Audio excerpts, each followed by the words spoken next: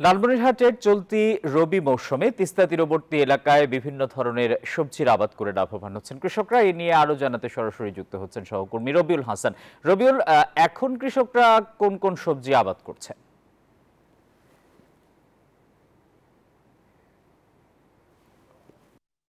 ধন্যবাদ টিপু। আপনি যেমনটি বলছেন যে গত বন্যার কিন্তু পানি নেমে যাওয়ার সাথে সাথে কিন্তু তিস্তার যে ধুধু বালুচর পরিণত হয়েছে এবং বালুচরের এবং উঁচু জমিতে কিন্তু কৃষকরা কিন্তু বিশেষ করে শাকসবজি চাষাবাদ করেছে এবং বেগুন, রসুন, পেঁয়াজ থেকে শুরু করে এবং উত্তর অঞ্চলের জনপ্রিয় নাপা শাক রয়েছে। এই নাপা শাকে কিন্তু তারা কিন্তু লাভবান হচ্ছেন। ইতিমধ্যে লাল শাক কিন্তু প্রায় 30,000 টাকা বিক্রি করেছেন এবং নাপা শাক বিক্রি করেছেন প্রায় 10,000 টাকা। এবং পাশাপাশি এই উঁচু জমিতে কারা আগাম বেগুন চাষাবাদ করেছেন এবং বেগুনও কিন্তু তারা বিক্রি করছেন এবং বাজারগুলোতে কিন্তু খুচরা মূল্যে 60 টাকা করে বেগুন প্রতি কেজি বিক্রি হচ্ছে। এবং আমরা এখানে রয়েছি এবং চর অঞ্চলের একজন কৃষক রয়েছেন, আপনার সাথে কথা বলতে চাই।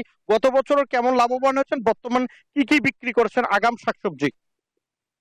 আমাদের এই তিস্তিয়া অঞ্চলে তিস্তিয়া অঞ্চলে উঁচু জমিতে পানি নেমে যাওয়ার পরে শাক সবজি, মাঝখানে বেগুন আবাদ করছি। শাক সবজি, লাল শাক, লাফা শাক 40,000 টাকার মতো বিক্রি করছি। আর অথবা বেগুন যে লাগাছি 1 বিঘা জমির, আহ, মানে লাভবান হই।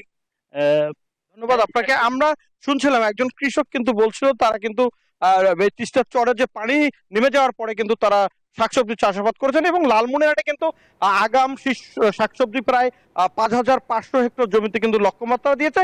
এই ছিল আমার কাছে সর্বশেষ। ফিরে যাচ্ছি স্টুডিওতে। রবিউল হাসান, আপনাকে ধন্যবাদ।